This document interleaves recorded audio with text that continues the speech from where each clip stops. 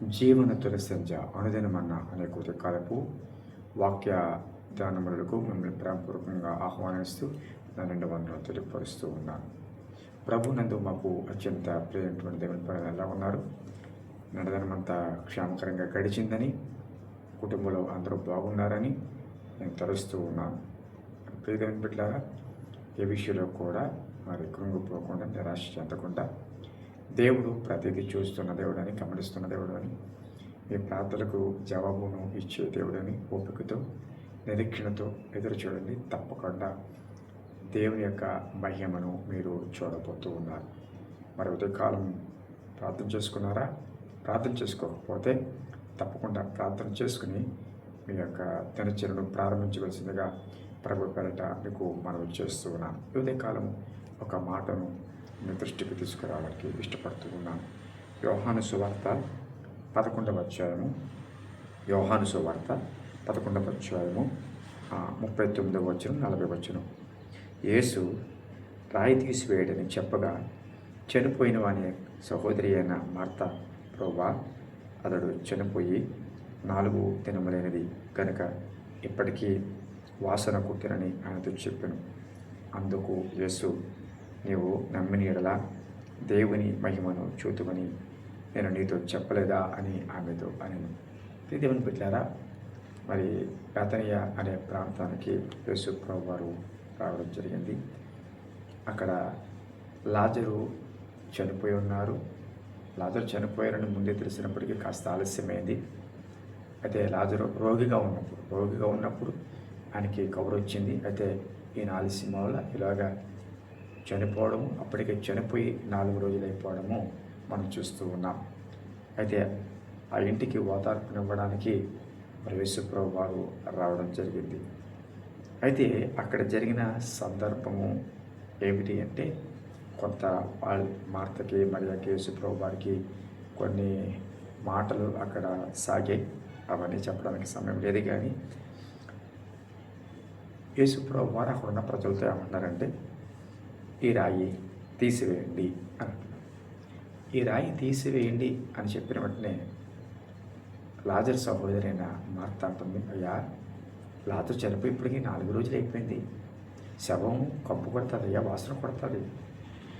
రాయి తీస్తే అది మనకే ప్రమాదం, మనం నిలబడలేం ఇక్కడ అని మార్త అంటుంది. ప్రస్తుత పరిస్థితి, వాస్తవ పరిస్థితి, వాస్తవంగా ఒక వ్యక్తి చనిపోతే 4 రోజులు అవుతే ఏం జరుగుతుందో అది ఆయనకు చెప్తూ ఉంది. అది వాస్తవం.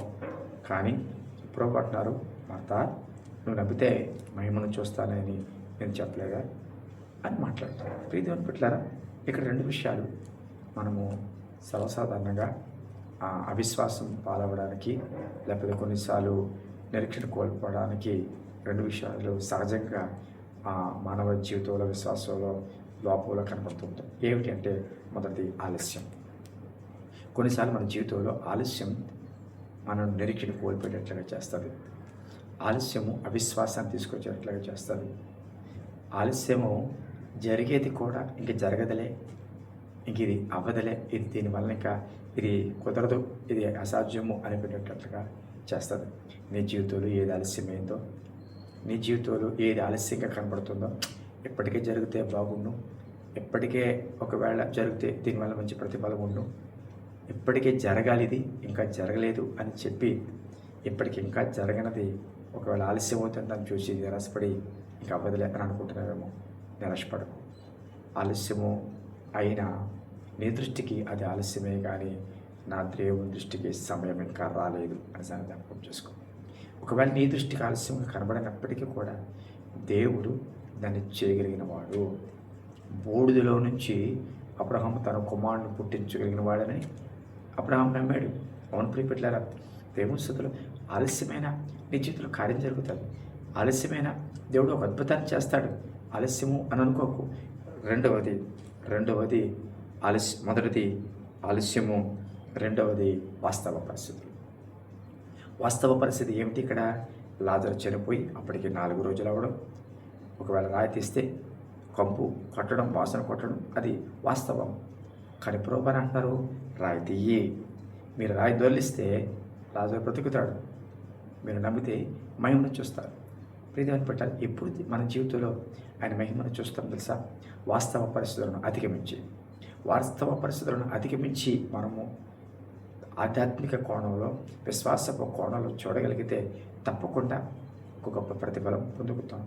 వాస్తవ పరిస్థితులు మనిషి విశ్వాస జీవితానికి అర్థాన్ని కలుగజేస్తాయి. వాస్తవ పరిస్థితులు విశ్వాసపు కార్యం జరగకుండా అడ్డుపడతాయి.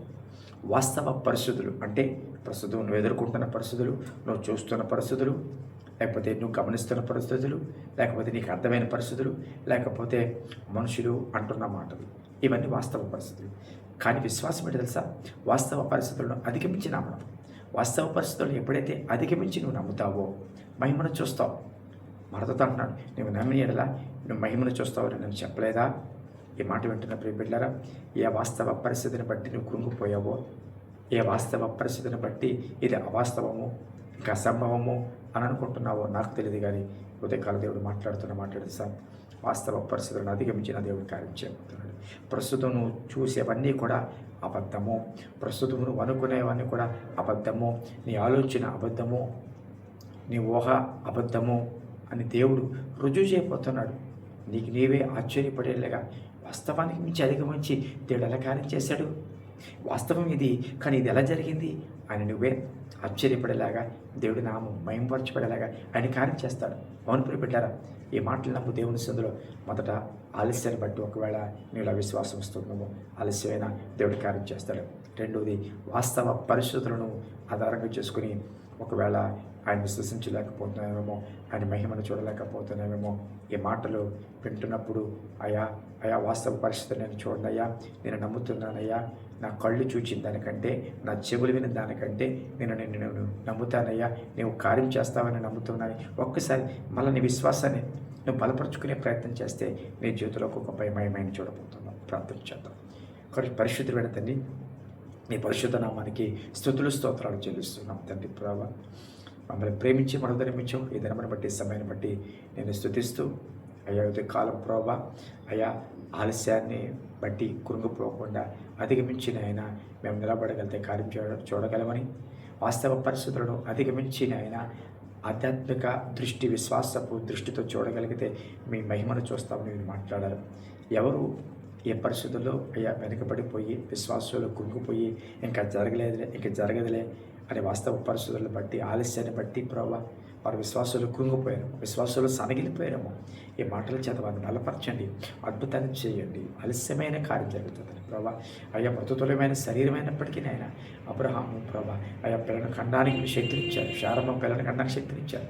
కాబట్టి మీరు బలపరచండి, దీవించండి, బలహీనలు బలపరచండి, అనారోగ్యంగా స్వస్థపరచండి ప్రభావ.